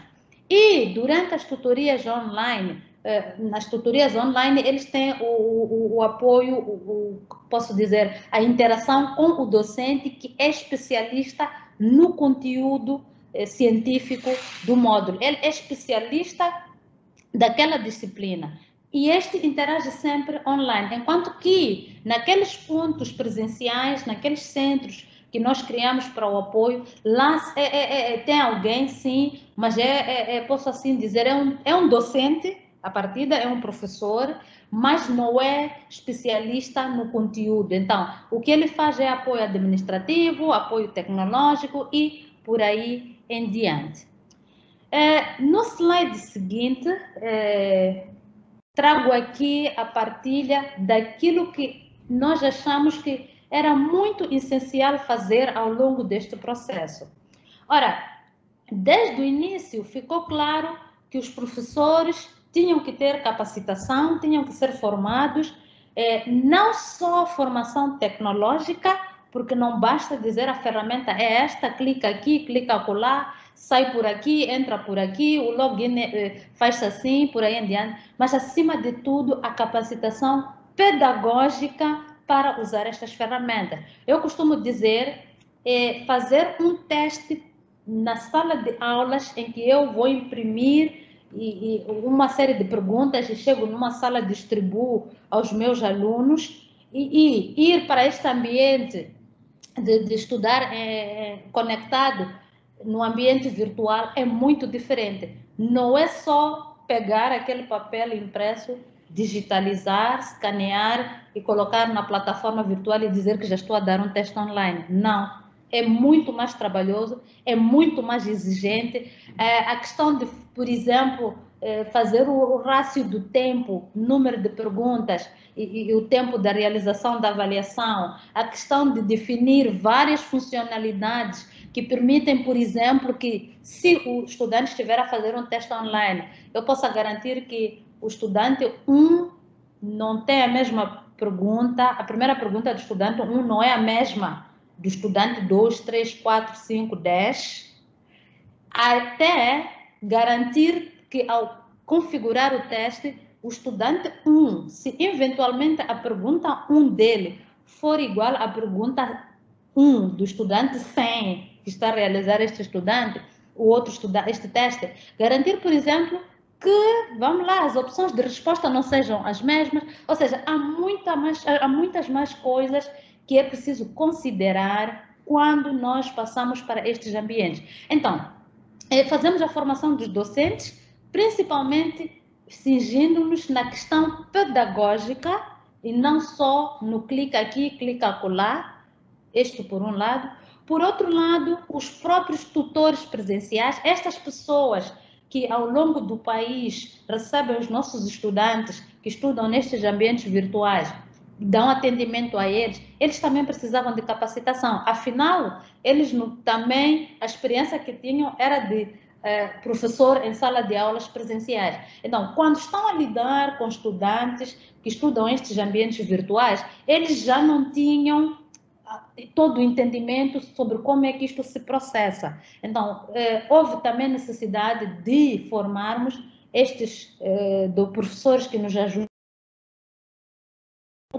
nos pontos do país onde temos os centros, mas percebemos também que havia necessidade de formar o corpo técnico e administrativo. É aquele que não é professor, é aquele que não é tutor presencial, mas também faz parte do processo de ensino e aprendizagem. E que ele também não tinha clareza sobre como é que este tipo de estudantes lida conosco. Ou seja, tínhamos algumas circunstâncias em que se um estudante, por exemplo, fizesse uma chamada por telefone e o nosso corpo técnico administrativo atendesse a chamada, o estudante apresenta uma preocupação, era normal a pessoa que atende dizer, vem até aqui, nós vamos ajudar. Ora, vem até aqui, nós vamos ajudar. Estávamos a falar de um estudante que está a 2.000 quilômetros de distância daqui da sede onde a pessoa que está a atender a chamada. Então, depois percebemos que afinal não era só a formação pedagógica para os docentes, formação tecnológica para docentes, professores, assim como para tutores, mas até o corpo técnico administrativo precisa saber que nós estamos numa instituição em que temos estudantes que estudam em rede, em ambientes virtuais, e que o contexto deles é muito outro. Quase no fim, partilho aqui no próximo slide alguns dos desafios que nós encontramos. Ora, neste slide, o que quero destacar é que passamos de uma realidade em que era entrar na sala de aulas, fazer a chamada e depois de termos certeza que todos os estudantes estão presentes, começamos a dar aula. Nas plataformas virtuais, não. Nós não precisamos fazer a chamada. Eu entro na plataforma, entro numa sessão de chat, automaticamente o sistema já me diz quem são os alunos que entraram, quem são os alunos que estão presentes. Então, eu não tenho por que perder tempo para fazer a chamada, para confirmar quem está e por aí em diante. O que o professor deve fazer, sim, é entrar para aquele ambiente com todas as atividades inerentes ao processo de ensino e aprendizagem planificadas. Ele deve ir ao ambiente a saber o que vai fazer, como vai fazer. E quando chega ali, é para a implementação. Por outro lado, o professor, com antecedência, deve preparar todas as condições para que os estudantes possam socializar entre si e até com ele próprio. Deve criar condições também para que, de fato, haja construção de conhecimento, porque não vale só ir para o ambiente para conversar, por exemplo. Tempo na internet é dinheiro. E aqui, por exemplo, o custo da internet ainda é muito elevado. E só o fato de o estudante ir para uma sessão online, o professor ir para uma sessão online, e o professor estar atrasado 15, 20, 30 minutos, é muito dinheiro em causa. Então, quando o professor vai para estes ambientes, tem que ir com as coisas planificadas, organizadas e a saber claramente quais são os passos que vai seguir neste ambiente. E de antemão, os estudantes também já devem conhecer esta metodologia, devem saber como se vai processar, para não dispersar tempo, recursos e dinheiro com coisas que não são o foco, por exemplo, para a construção do conhecimento que se pretende. Outra coisa que nós achamos muito importante e que a experiência mostrou agora é a questão da consciencialização dos gestores. Nesta imagem aqui, que eu fui buscar mesmo na internet, nós temos um gestor que vai a uma sala de aulas e no fim encontra um ambiente que não lhe é muito familiar. Uns estão no computador, outros estão no tablet, outros estão no quadro e por aí em diante. E o gestor diz, olha, volto mais tarde quando estiver a dar aulas. Por quê? Para ele, aquele professor não estava a dar aulas. Então, há também uma necessidade muito importante de os gestores começarem a se adequar, ou seja, até adequar as ferramentas de avaliação, de monitoria do processo de ensino-aprendizagem à tecnologia, a uma sociedade que está conectada. No último slide, eu partilho aqui também mais alguns desafios. Esta imagem desta estrada que está aqui partilhada é uma realidade que aconteceu aqui em Moçambique há uns anos atrás. Temos cheias e que a estrada nacional que liga uma ao norte do país, portanto, liga do sul ao norte do país, foi cortada e o país ficou dividido e claramente não podia acontecer mais nada. Uma das coisas que aconteceu nesse ano é que em muitas das províncias as aulas começaram mais tarde porque o livro escolar partia dos armazéns de Maputo para lá. No estudo conectado, ao estudar em rede, também temos estes desafios. A estrada corta-se, só que aqui o corte da estrada não é como este que eu mostro aqui nesta imagem, mas é sim a conexão. A qualidade da conexão é um dos desafios que nós encontramos nisto. Os nossos estudantes que estudam neste tipo de ambientes têm tido muitas dificuldades por causa da qualidade da conexão. Aliás, nós mesmos, durante esta reunião, durante esta sessão, em algum momento, a Eliane comentava que pode estar a demorar, a qualidade da conexão, etc, etc. Então, esta é uma realidade a considerar nestes processos, ou seja, há uma necessidade de consolidarmos a infraestrutura tecnológica. Pelo menos na nossa realidade aqui, esta necessidade é grande. A infraestrutura tecnológica ainda não é sólida, temos ainda muitas dificuldades. Por outro lado, a questão do reforço de recursos humanos. A nossa experiência mostra que o professor que está a dar aulas no ensino presencial, na sala de aulas, depois é o mesmo que trabalha com estes estudantes em rede, é o mesmo que, para além de trabalhar com estudantes da graduação, trabalha com os da pós-graduação, Eu não sei se no Brasil, Cabo Verde, em outros países tem, mas nós aqui temos vários turnos. Temos o turno da manhã, temos o turno da tarde e temos o pós-laboral, que é à noite. Estudantes, funcionários, trabalhadores. Então, às vezes é a mesma pessoa. Dá aulas na sala de aulas de manhã, dá aulas à noite, dá aulas na pós-graduação, e eu mesmo que depois dá aulas nos espaços virtuais. Ora, dar aulas nestes ambientes virtuais é muito trabalhoso, exige muito tempo, exige muita planificação, exige muita preparação prévia antes de irmos para aquele ambiente. E isto leva tempo. Então, o que acontece é que as pessoas, às vezes, acabam indo para estes ambientes sem a devida preparação, porque estão a correr nisto ou naquilo. Então, é preciso que haja mais recursos humanos, não é? Disponíveis, não é? Para estas áreas. Se calhar até quem sonhando, quem saiba, amanhã até ter pessoas que 100% trabalham nestes ambientes, mas é sonhando mesmo. Temos também a necessidade de elevar a literacia digital dos nossos recursos humanos. A experiência mostra que não só o nosso estudante tem dificuldades para estudar em rede, assim como o nosso professor também tem dificuldades para ensinar em rede. Por quê? Porque alguns são professores há 30, 40, 50 anos. Ou seja, todos nós não somos nativos digitais. Somos diferentes dos que estão a nascer agora, que já nascem encontrando estas coisas. A nossa prática é de ensino presencial, sala de aulas, ver o meu aluno. Então, como é que eu tenho certeza que este é o meu aluno no virtual? Como é que eu tenho? Então, estes questionamentos todos também fazem com que haja necessidade de nós elevarmos a literacia dos nossos professores, de todos os recursos humanos para poderem trabalhar nestes ambientes. Outro desafio que eu trago aqui é a avaliação correta do professor. Me parece que não é só quantas aulas deu, quantos trabalhos foi supervisor, quantos trabalhos teve a tutorar, mas também quanto tempo ele sentou, gastou a produzir o material de estudo, quanto tempo ele sentou, gastou a configurar aqueles ambientes e por aí adiante. A experiência nossa também neste tipo de ensino está a mostrar que os professores precisam de muito mais tempo e eles acabam reclamando, estou sendo pago por num determinado...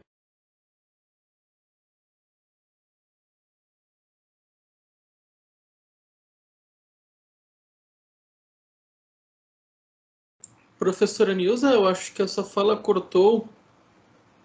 A senhora consegue nos ouvir?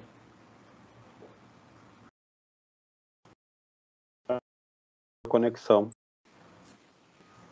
Eu estou achando que ela caiu. Acho que vamos ver se ela retorna. Enquanto isso, a gente vai vendo se o pessoal tem... Vou tentar contato pelo WhatsApp. Ok, pessoal. Agradecemos as falas da professora Judite. A professora Nilza, quando retornar, fará alguma consideração que ainda tenha faltado.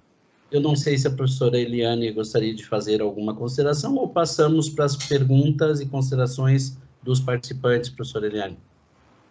Eu prefiro fazer ao final, Cláudio. Até porque se a professora voltar, né, para ela ouvir também. Nós temos uma intervenção aqui da Águida Bichels, falando exatamente sobre a questão do quanto essas colocações da professora Nilza impactam na questão do trabalho, né? De ser trabalhoso para alunos e professores. Águida, tu gostaria de fazer uma colocação no microfone? Por favor, fique à vontade.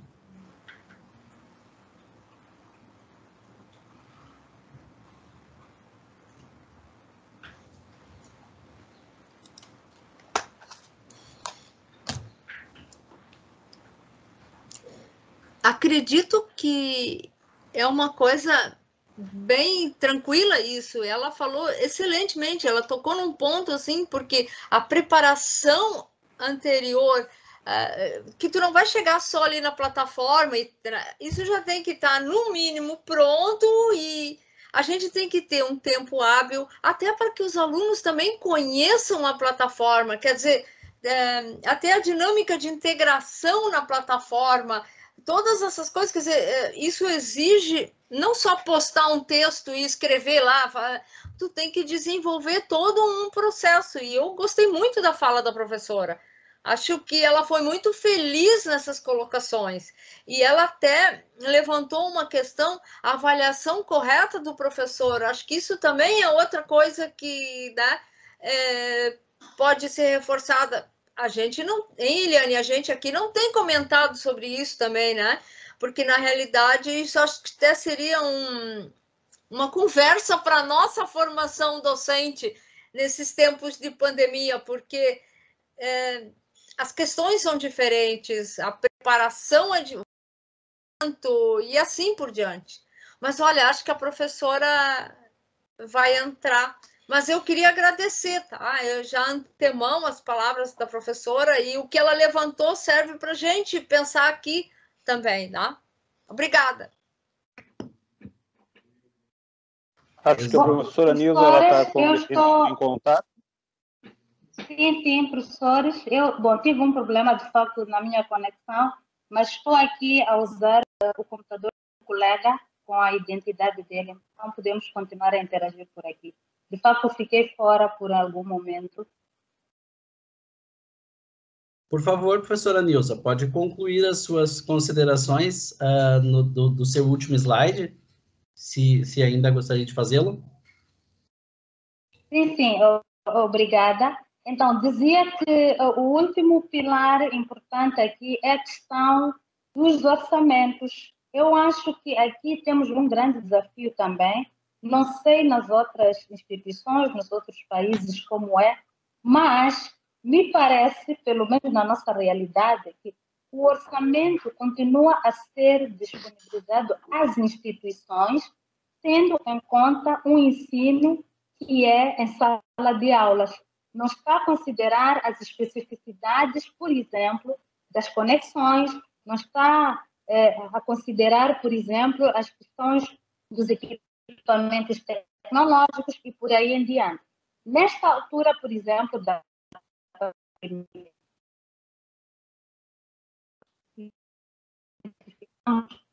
nos estudos, a oportunidade de estar em 10 estudos, um com os estudantes e outro com os professores.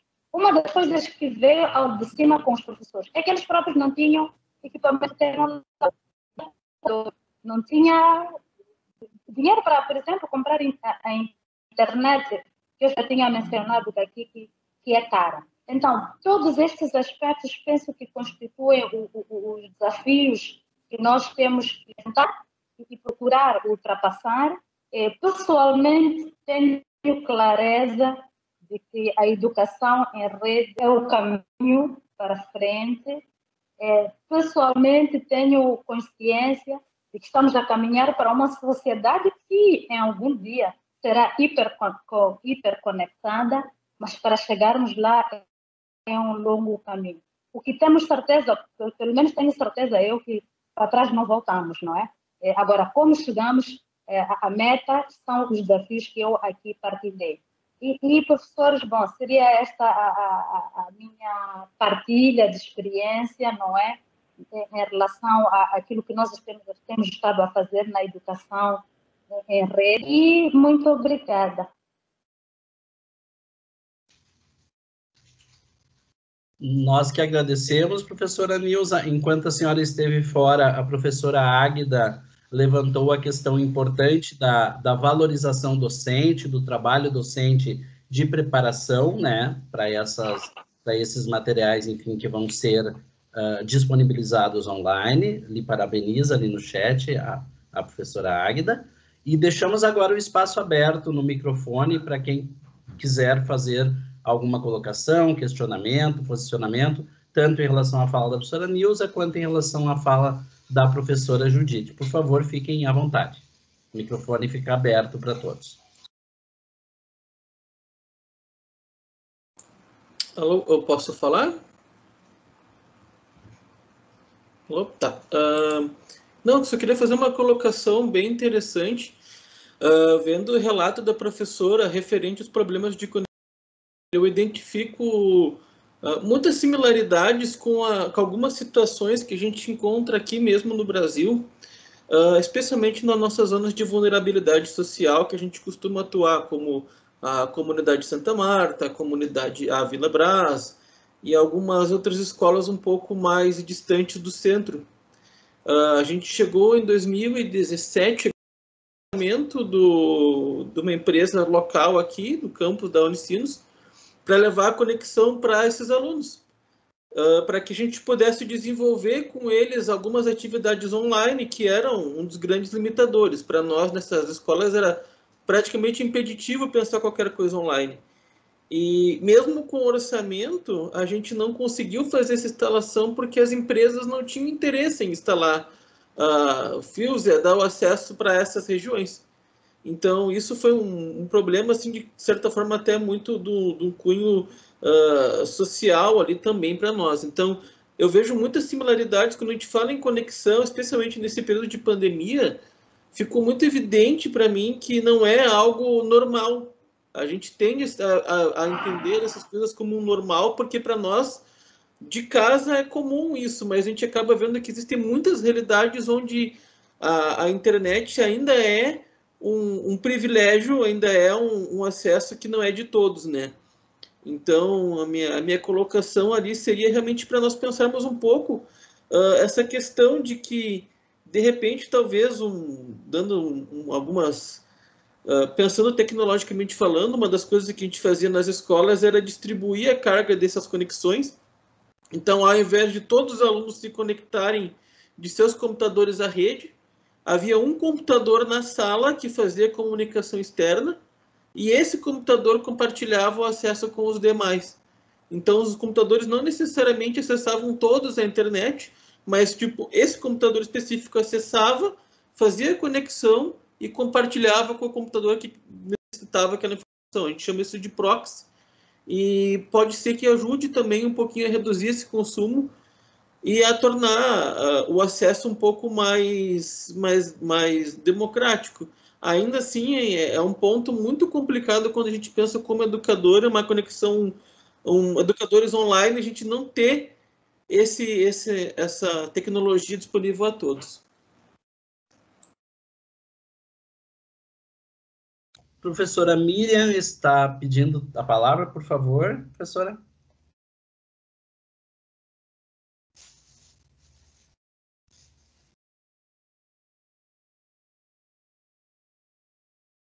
Fique à vontade, professora Miriam.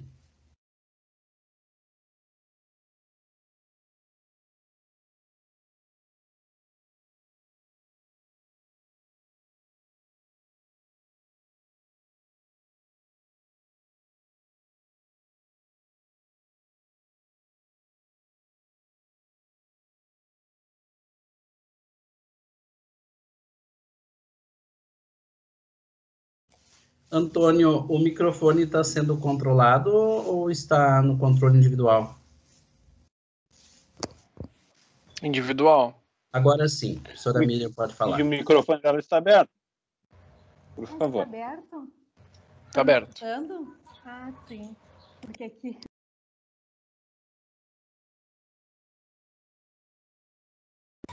Agora ela fechou. Professora, acho que a senhora acabou de fechar o microfone.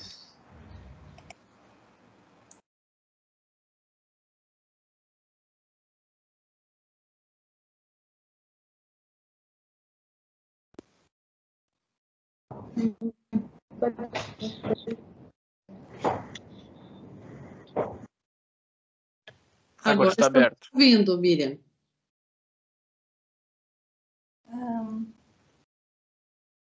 Sim, estão escutando? Agora. Sim.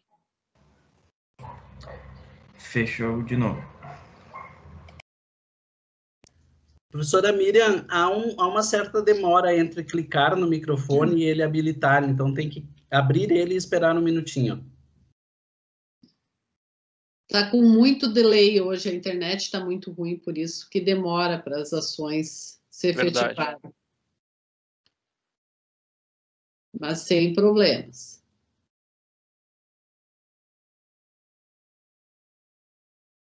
Para nós ele aparece fechado. Eu não sei se o Vinícius tem algum controle por aí, Vinícius. Não, a gente só consegue fechar, abrir o microfone, a gente não tem essa possibilidade. Ou quem sabe desconectar o fone e usar direto o microfone do computador.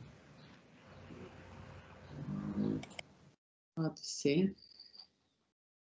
Não sei se ela não está digitando ali no chat. Pode ser algum problema também no microfone do computador. Se por algum motivo o computador, o microfone está com mau contato, ele não consegue reconhecer o microfone, aparece para nós como fechado, né? Sim. Me escutam, escutam agora? Sim. Sim. Passei para o celular. Então, muito obrigada pelas exposições, né? E o detalhamento. Eu acho que é um dos benefícios do online, né? Nesse momento, nos iniciar nessa possibilidade de interlocução, né? Mas o motivo da minha inscrição foi para cumprimentar a professora Judite Nascimento. Tudo bem? Tchau, saudade.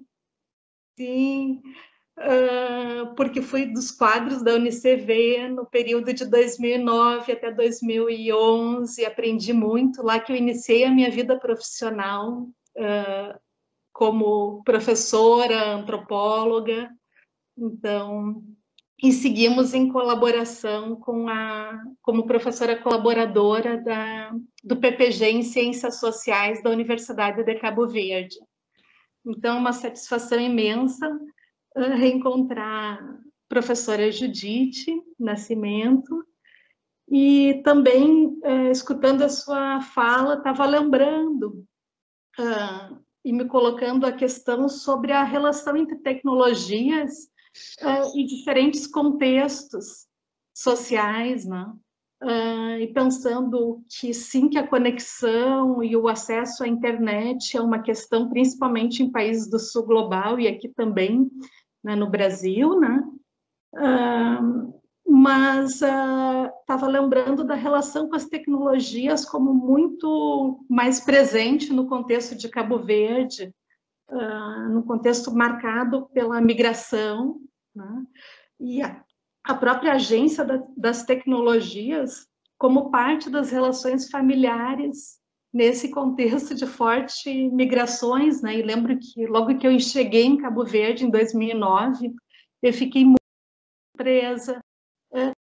Acesso à internet nas praças, ver as crianças nas praças públicas com o seu computador, jogando ou interagindo com irmãos e familiares que estão em outras partes do mundo, né, outros países. Então, acho que essa relação com as redes, tecnologias, né, é muito forte, assim, faz parte da vida social, né?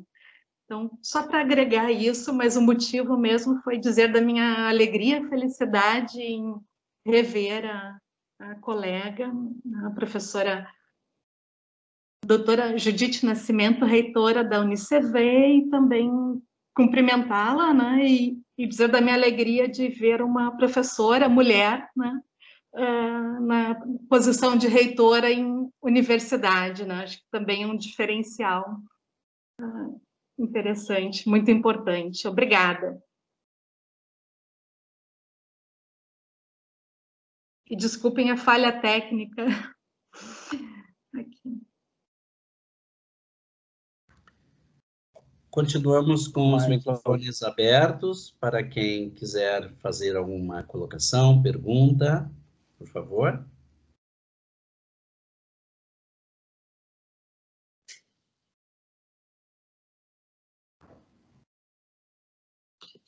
Professora Eliane, gostaria de fazer considerações?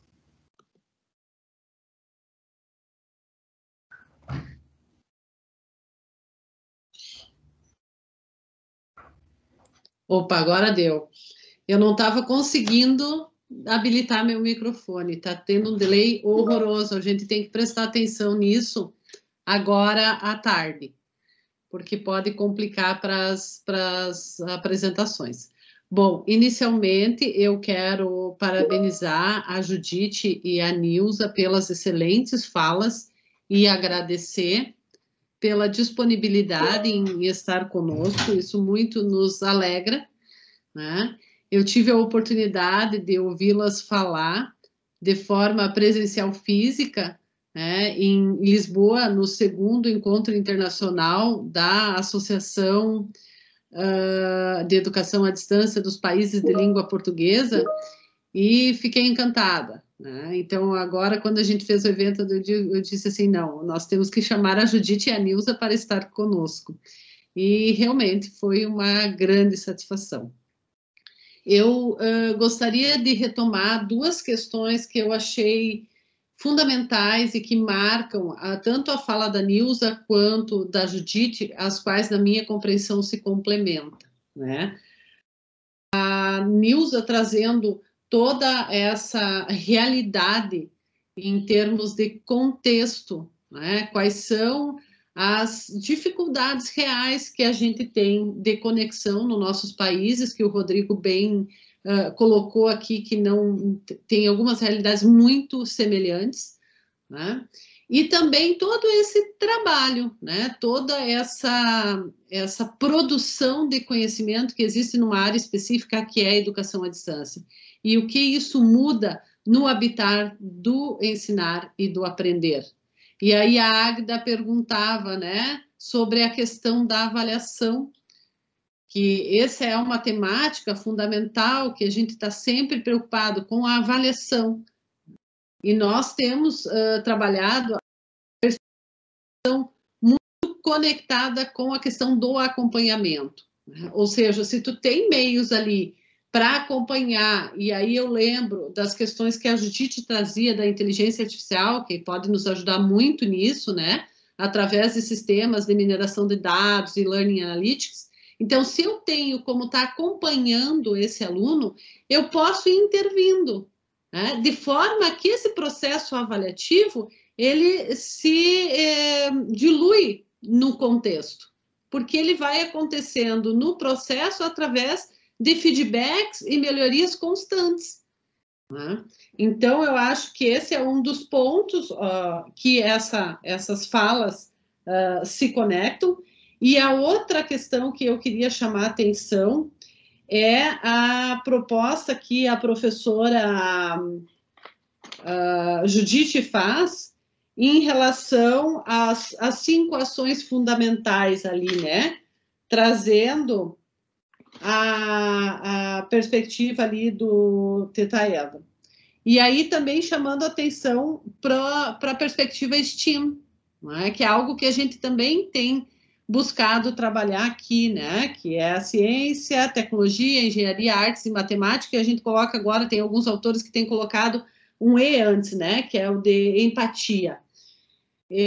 Então, eu acredito que, sim, a gente tem realidades diversas no mesmo país, no mesmo estado, numa mesma cidade, né? Às vezes a gente fala nos metaversos, nos multiversos, nos universos, e se refere muito aos mundos virtuais em 3D. E eu lembro da Luciana Bax, na dissertação de mestrado dela, onde a gente discutia justamente isso, né? Nós temos metaversos, multiversos, na nossa própria realidade geográfica, física. E a fala de vocês vem mostrar isso. E a nossa realidade mostra isso o tempo inteiro.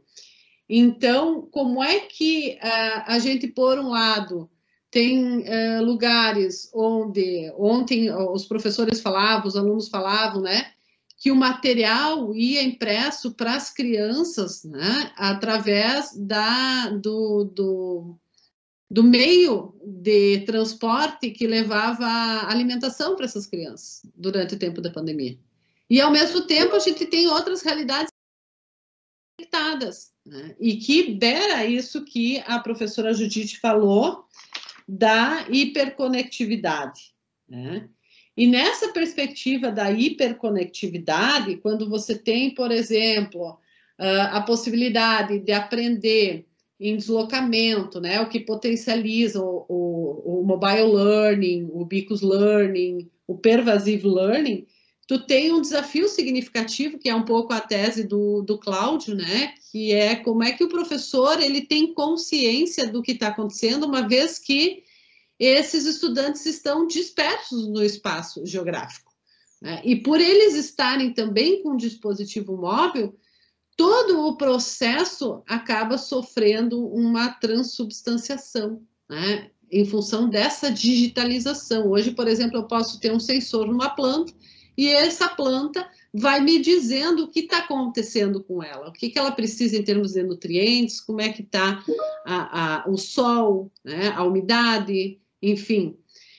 Então, eu acho que a gente tem um desafio muito grande do ponto de vista da formação docente, do ponto de vista das aprendizagens, né, nossas e também dos estudantes nessa conexão, nesse mundo que, como nos dizia o Máximo de Felice na fala dele, está num contexto não só da complexidade, mas de uma hipercomplexidade, que é justamente provocada, por exemplo, pela IoT hoje, que conecta tudo que existe praticamente no planeta, né? Então, não só uma rede de pessoas, mas de pessoas com locais geográficos, com coisas, com biodiversidade, né? Com dados, os big data, que são os dados que são produzidos sem interferência humana, né? Mas aos quais a gente pode perguntar coisas e eles nos dão alguma informação.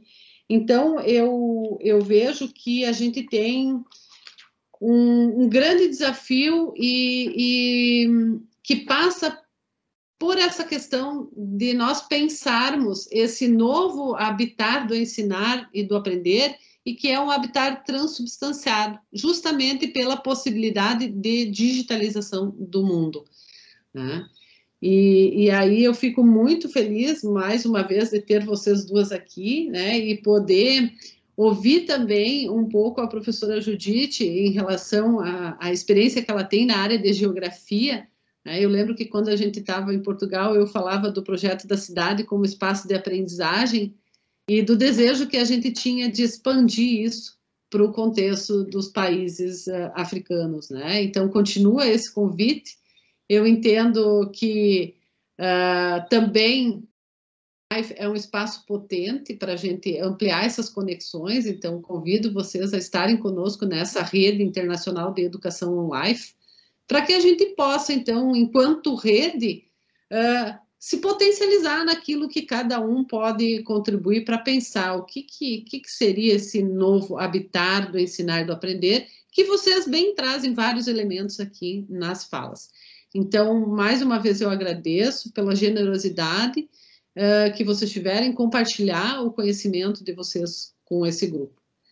E agradeço em nome da Rion Life e de todos que integram o GPDU e o COTED, que estão organizando este evento. Muito obrigada. Nós é que agradecemos. Muito obrigada. Agradecemos a presença da professora Judite e da professora Nilza, né, com suas contribuições, né, e também anunciamos que, né, hoje à tarde, das 14 às 16, teremos a apresentação de trabalhos científicos em 2 salas, e essas salas vocês podem encontrar o link para elas no site do evento, bem como das 17 às 18, o encerramento da Rion Life. Né? Agradecemos a presença de todos e agora meu colega vai se despedir também. Tem a foto. Tem a foto. Eu gostaria de pedir, por gentileza, que todos abram a câmera.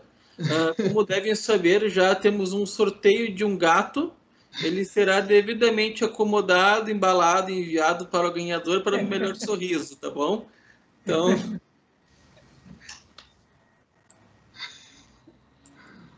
Já bateu só mais uma foto, que é o tira-teima, tá? Para aquelas pessoas que discordarem. Estamos aceitando recursos de posse do gato até o dia 15/12, tá bom? Um abraço a todos. Pessoal, então, gostaria, em nome do GPDU Unicinos e do Rion Life, agradecer as presenças da professora Nilza, da professora Judite, todos os participantes também que estiveram conosco nessa manhã, e, por favor, aqueles que tiverem desejo, disponibilidade, nos acompanhem no restante da programação durante a tarde, a sessão de apresentação de trabalhos científicos e também a questão do encerramento das 17 às 18. Muito obrigado a todos e uma boa tarde para todo mundo. Tenha uma boa tarde. Boa tarde. Obrigada. Boa tarde. Foi um prazer e obrigada mais uma vez.